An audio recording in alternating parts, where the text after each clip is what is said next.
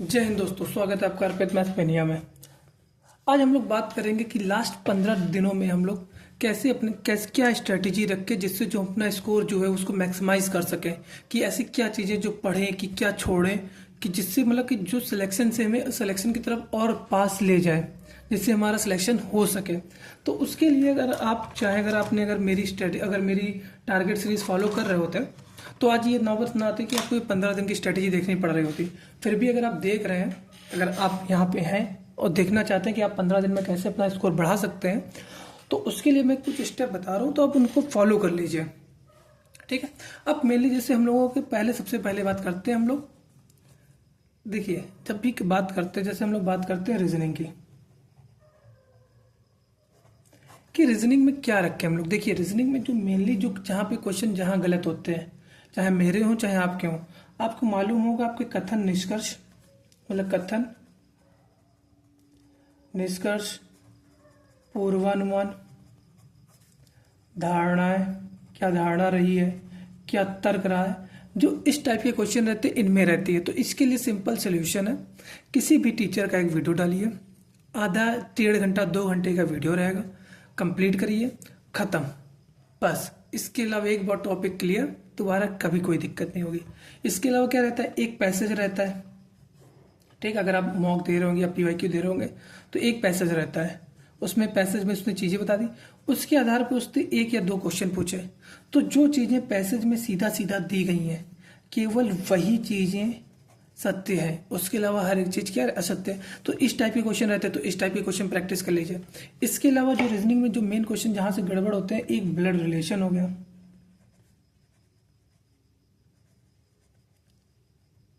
ठीक, coding decoding हो गया, सीरीज हो गई आपकी, ठीक है, काउंटिंग फिगर हो गई, और एक इस तरीके का जो इनइक्वालिटीज वाले रहते हैं वो हो गया। इनपुट आउटपुट में इतनी दिक्कत नहीं होती है। इनपुट जो आउटपुट है, आप किसी भी टीचर का देख लेंगे तो इनपुट आउटपुट हो जाएगा। ये जो मेन टॉपिक है ये आपके क्लियर होने चाहिए, क्योंकि जो मेनली जहाँ पे अगर आप मॉक दे रहे होंगे आपको मालूम चलेगा कि जैसे किसी क्वेश्चन का 90% चल रहा है सॉल्व वाला, तो इनका 70 या 60 चलता है। ठीक, कभी कभार सिली मिस्टेक, वो तो उस तो बिना मॉक के दी जाएंगे नहीं। ठीक है, ये हो गई बात रीजनिंग की। अब हम लोग बात करते हैं अपने मैथ की। मैथ में क्या है, अगर मैथ में आपका स्कोर 36 हो रहा है, मतलब जीएस वाले क्वेश्चन छोड़ के, जो जीएस के क्वेश्चन आते हैं उनको निगलेक्ट करके, अगर आपके जो टॉपिक दिक्कत कर रहा है, आपको मालूम है आपका कौन सा टॉपिक वीक है, अब उस टॉपिक के कम से कम 50 से 100 क्वेश्चन कर लीजिए। अब ऐसा तो है नहीं कि हर एक टॉपिक रहेगा। अगर अब मान चलिए परसेंटेज में भी आपका जो मान लीजिए इलेक्शन वाले क्वेश्चन गलत हो जाते हैं, तो उसके लिए क्या करेंगे, आप केवल इलेक्शन वाले क्वेश्चन प्रैक्टिस कीजिए ना, पूरा परसेंटेज थोड़ी नहीं गड़बड़ है आपका। आपको इसमें भी ये सोचना होगा कि आपका सब टॉपिक कौन सा दिक्कत है। जैसे प्रॉफिट लॉस में होता है, तो प्रॉफिट लॉस में मान के चलिए आपके जो क्वेश्चन गलत हो रहा है, वो जो गलत माप वाला है वो वाला गलत हो रहा है, तो आप पूरा ना करिए ना कि पूरा 16 वस्तुओं का क्रय मूल्य 25 वस्तुओं के विक्रय मूल्य के बराबर है तो लाभ परसेंट, ये अगर क्वेश्चन आते तो आप ये क्यों करेंगे। तो आपको मालूम है तो आप वो वाले क्वेश्चन करिए।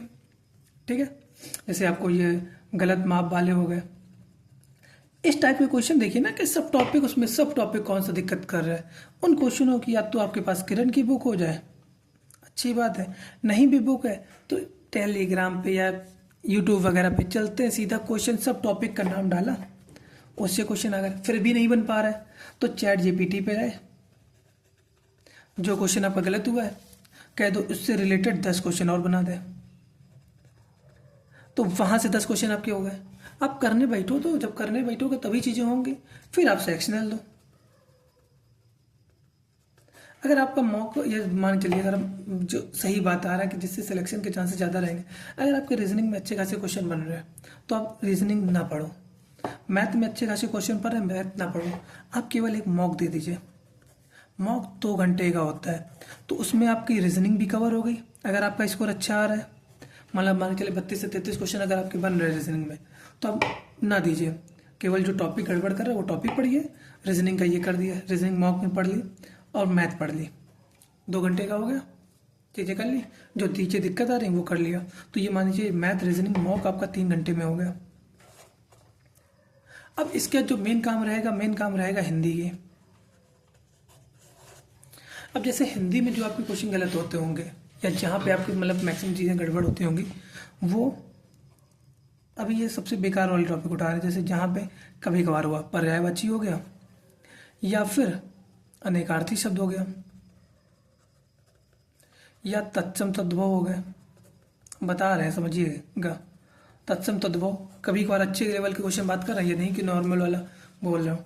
या फिर जहाँ से मेनली जो क्वेश्चन जो गड़बड़ होते हैं वो होते हैं आपके देशज विदेशज वाले।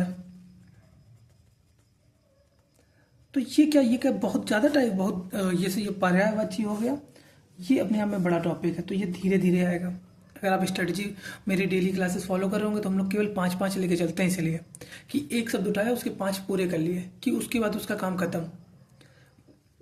यहीं से देशज विदेशज की बात आ गई। अब देशज विदेशज में कुछ शब्द रहते हैं फारसी वाले हो गए, अरबी हो गए, तो उनको एक कॉपी में नोट डाउन कर लिया, एक पेज में नोट डाउन कर लिया, उनको पढ़ते जा रहे हैं हम लोग। बस इतने बना लिए, इतने बनेंगे, सब फॉर्म में लिख के बार बार रिवाइज करें, ये काम हो गया। ठीक, हिंदी का मेनली हो गया। अगर आपकी व्याकरण गड़बड़ जा रही है, व्याकरण मतलब संज्ञा, सर्वनाम, विशेषण, क्रिया विशेषण, तो इसके लिए क्या करिए आप, डेली कुछ नहीं करके किसी बुक से ही पढ़ लीजिए। आप बुक से पढ़ के उसके क्वेश्चन लगा लीजिए, पर्याप्त सफिशिएंट है। उसके बाद आप किसी क्वेश्चन में आपको गड़बड़ नहीं होगी, गारंटीड बता रहे हैं, इसकी कोई दिक्कत नहीं होगी। फिर इसके बाद आ जाएगा जो हिंदी भाषा का सामान्य परिचय। हिंदी भाषा का सामान्य परिचय जो अपने आप में अच्छा टॉपिक है। और हिंदी साहित्य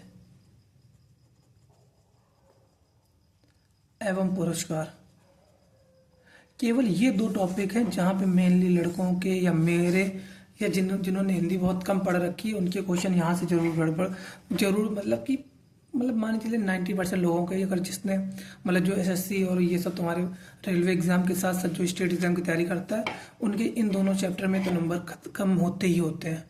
तो ये मेनली मान के चलिए रेलवे उनके लिए, जिनकी मैथ रीजनिंग अच्छी है, वो अपना पूरा फोकस हिंदी पे करें।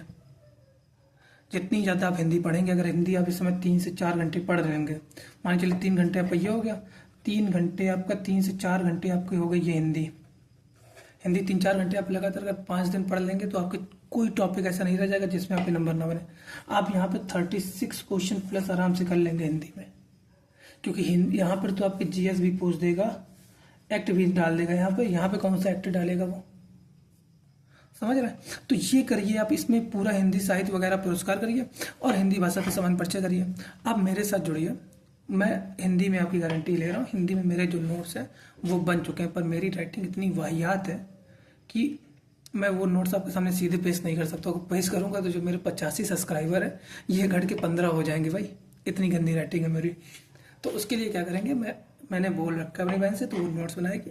तो उसी नोट्स के हिसाब से, जैसे मेरा पिछला वीडियो जो था उसमें मैंने विश्व हिंदी सम्मेलन कंप्लीट किए थे। अब विश्व हिंदी सम्मेलन देखिए, पूरी जो ट्रैक वगैरह चल रही है वो सब तो चल ही रही है, पर उसके अकॉर्डिंग उसके अलावा भी काफ़ी क्वेश्चन बनते हैं जो मैंने उठाया। तो मैंने सबसे पहले जो PYQ थे, मैंने केवल PYQ देना चालू किया है। मैंने मैथ रीजनिंग के भी PYQ इसी तरीके से दिए हैं, जो सेक्शनल थे, जो प्रीवियस ईयर थे। मैथ रीजनिंग का मैं भाई तुरंत का तुरंत सबमिट कर देता हूँ। फिर मैं उसके डेली एक क्वेश्चन उसका देखता चला आ रहा हूँ कि अच्छा हाँ ये क्वेश्चन होना चाहिए, ये नहीं आ रहा है, उसको सॉल्व किया। बस क्या फ़र्क पड़ता है 90 नंबर दिखा के, मॉक में दिखाए, मॉक में मेरे 300 नहीं बन पा रहा है, कैसे बनेगा जब भाई मैथ और जब तुम्हारी रीजनिंग और हिंदी जाती नहीं है। ये भी तो देखना है कि हिंदी रीजनिंग बन रही है कि नहीं बन रही है। ठीक है, तो ये पेपर पे डिपेंड करेगा कितने नंबर जाएंगे, पर अभी हम लोगों का अपना जो मेन टारगेट होना चाहिए, सिलेक्शन होना चाहिए, अच्छे से अच्छे नंबर आने चाहिए। तो उसमें अगर ये तीनों टॉपिक अगर आपके क्लियर नहीं है तो आप रेस से पहले से बाहर हैं। यहाँ पर मान चलिए अगर जीएस में क्वेश्चन अगर मान चलिए 3-4 एक्ट आ गए, फिर भी आपके 90+ नंबर होने चाहिए यहाँ पर, 90+ यहाँ पर और 90+ ही यहाँ पर। अगर आपने मान चलिए 90+ कर दिए, जहाँ पे 5-6 नंबर बढ़ा ले गए, तो आपके 280+ के आसपास अगर इन तीनों में नंबर हो गए, तो आपके जीएस जितना भी बेकार जाए, मैं बता रहा हूँ जितना भी बेकार जाए, आपके 70 नंबर तो कहीं गए ही नहीं है। 70 तो बनेंगे ही बनेंगे आपके, बता रहे कैसे बनेंगे। ठीक, धैर्य रखिएगा। अभी मॉक का भी बता रहे कि मॉक का क्या करना है। हिंदी हो गया, अब हिंदी देखिए, हिंदी पूरी चीज़ें हो गई, सब चीज़ें कर ली है। हम लोगों का जो हिंदी साहित्य पुरस्कार हो ये रहेगा। ये केवल 10 दिन आप मेरे साथ रहेंगे, 15 दिन बचे, आप 10 दिन रुकिए। 10 दिन में आपका अगर हिंदी साहित्य पुरस्कार का कोई भी क्वेश्चन आपका इधर से उधर चला जाए तो कह दीजिएगा। बस ये है कि मेरे पास टाइम थोड़ा नहीं मिल पाता है, कोचिंग पढ़ानी रहती है, खुद पढ़ना रहता है, तो उसका से थोड़ा सा टाइम कम मिल पाता है। नहीं तो हिंदी साहित्य पुरस्कार पे काम चल रहा है। सबसे पहले इसी का टॉपिक डालना चालू करेंगे कल से, ठीक है। अब बात करते हैं जीएस की। जीएस में मूल विधि हो गई, ठीक, पॉलिटी हो गई, और मैं इसको मान लो अदर जी के मान ले रहा हूँ, ठीक। 3 जगह के नंबर बनेंगे। इन दोनों का वेटेज 60% है। मान लीजिए 12 क्वेश्चन इसके, 12 क्वेश्चन इसके, ठीक है। अगर मैं होता तो मैं पहले क्या करता, मैं मूल विधि पढ़ता, बीएनएस पढ़ता। क्यों भाई बीएनएस पढ़ना है? 2-3 क्वेश्चन के लिए। सबसे पहले जो काम करेंगे हम लोग पॉलिटी कंप्लीट करेंगे अपनी, सब लोगों ने कर चुकी है। अब देखो पॉलिटी कैसे कंप्लीट करेंगे। देखो पॉलिटी का एक तो ये है, या तो आप किसी भी स्टेट एग्जाम का जो टीचर है उससे कर लीजिए पहली चीज, या फिर एसएससी वाले परमार सर से कर लीजिए, ठीक, या फिर बुक से कर लीजिए। मैं जो सजेस्ट करूंगा बुक से करिए, घटना चक्र की जो आती पीसीएस लेवल वाली, उसमें उठाया पूर्वावलोकन वाला। माना मुश्किल है पर नामुमकिन नहीं है, उसमें कुछ कुछ चीज़ें आपको आती होंगी, तो आपने थ्योरी वहाँ से कंप्लीट कर ली। आप जो मेन टॉपिक उठाइए जाके, इसमें उठाइए जाके अब सेंट्रल और स्टेट रिलेशन के उठाइए, ठीक। दूसरा टॉपिक उठाइए आप संघ वाला, संघ और राज्य नहीं, वो जो पार्ट 5 उठाइए, ठीक। इस तरीके के टॉपिक कंप्लीट करते रहिए, या परमार सर की फैटमैन से पढ़िए, एमसीक्यू दीजिए, वो करिए। 12 क्वेश्चन है, 12 गुणा 2.5 करोगे आपके कितने नंबर हो गए? 30 नंबर यहाँ से हो गए आपके, हो गए। मान चलिए कुछ क्वेश्चन ऊपर नीचे हो गए, 10 तो बनेंगे, ठीक। अदर जी के इतनी मुश्किल नहीं आती, आपको आती है, आप कर लेंगे। हिस्ट्री वगैरह पढ़ रहे हैं, रेलवे की तैयारी करोगे, किसी की तैयारी करोगे, आपको आती है, कोई ज़्यादा दिक्कत नहीं। हिस्ट्री हो गई, 2-3 दिन के टॉपिक मतलब पढ़ रहे होंगे अभी आप। अगर यहाँ 15 दिन देखना है तो आपको रिवीजन करना है। इस टाइम आपका सिलेबस नहीं खत्म हो सकता है, सिलेक्शन हो सकता है, माइनस मार्किंग है नहीं। दिन अच्छा होगा आपका सिलेक्शन हो जाएगा भाई। मैथ रीजनिंग जीएस आ रही है, अच्छा दिन, एक दिन अच्छा क्वेश्चन सही होते चले जा रहे, तुक्के सही बढ़ गए, सबका सिलेक्शन होगा, ठीक है। मेन हम लोगों का जो मेन फोकस रहेगा वो पॉलिटी पे रहेगा, फिर उसके बाद हम लोग जो अदर जीके पे रहेगा। अब मूल विधि की बात करते हैं। क्या बीएनएस जरूरी है? मैं कहूँगा जरूरी नहीं है। क्या बीएनएसएस जरूरी है? ये भी जरूरी नहीं है। कितने क्वेश्चन मिलेगा? 2 या 4 क्वेश्चन। अगर आप मॉक दे भी रहे होंगे तो आपको कहाँ से, जैसे आपके मैथ या रीजनिंग वगैरह में जो भी आते हैं वहाँ पे दहेज अधिनियम आ रहा है, मतलब महिलाओं से रिलेटेड आ रहे, पर्यावरण आ रहे, तो आप पहले छोटे छोटे टॉपिक करिए ना। जैसे आपने यातायात नियम उठा लिया,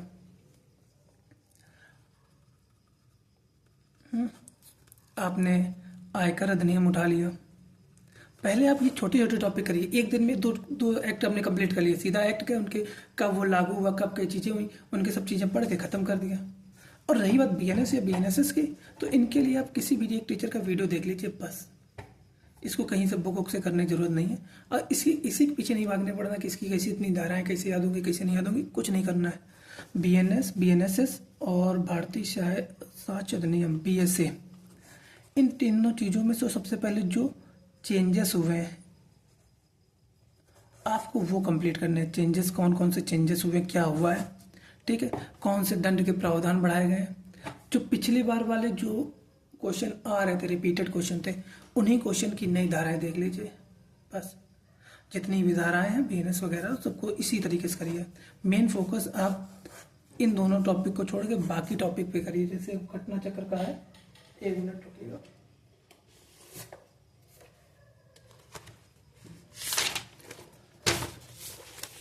जैसे यहाँ पर है तो भारतीय दंड और भारतीय न्याय संहिता, दंड प्रक्रिया संहिता, भारतीय नागरिक सुरक्षा, ये छोड़ दीजिए आप अभी, मतलब छोड़ना नहीं, मतलब बाद में रखिए, लेस प्रायोरिटी दीजिए।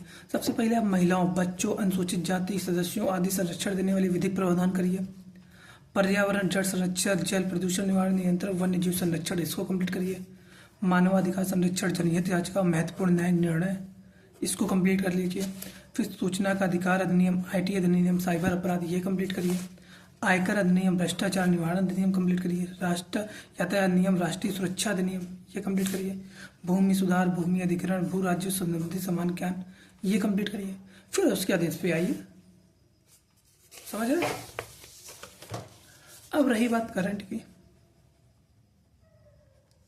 तो करंट के लिए आप किसी भी लास्ट 1 ईयर इंपॉर्टेंट क्वेश्चन जो कुमार गौरव सर करवाते हैं, या एक थोड़ा सा कम फेमस टीचर है, मतलब कि जानते होंगे, एक स्टडी आईक्यू पे विपिन गोयल है, आप उनका कंटेंट देख सकते हैं। इन सब चीज़ों में अच्छा पढ़ाते हैं, मज़ेदार पढ़ाते हैं, शायरी शायरी नहीं करते, बाकी चीज़ें सब रहता है आपका। ठीक है, तो ये रहेगा। अब बात करते हैं मॉक की। क्या करना चाहिए मॉक का? देखिए, मॉक तो आप देंगे। मॉक में जो उसका एनालिसिस है वो ज़रूरी है। सबसे पहले हाँ, मॉक एक ये देखिए कि वो मॉक रिलेवेंट है कि नहीं है। ऐसा तो नहीं कि चीज़ें एक्सट्रीम जा रही हों, चीज़ों का जो लेवल रहेगा उसके हिसाब से करना है। ठीक है, मॉक का एनालिसिस रहेगा और ये देखेंगे कि आपके 3 चीज़ों में कौन कौन से टॉपिक गड़बड़ हो रहा है, जहाँ पे ज़्यादा सुधार की ज़रूरत है। इसके अलावा जो पॉलिटी में गड़बड़ हो रहा है उसका सुधार ज़रूरत है। फिर एक्ट की बात करेंगे। ठीक है, हिंदी, मैथ, रीजनिंग सबसे इम्पोर्टेंट चीज़ें यही हैं।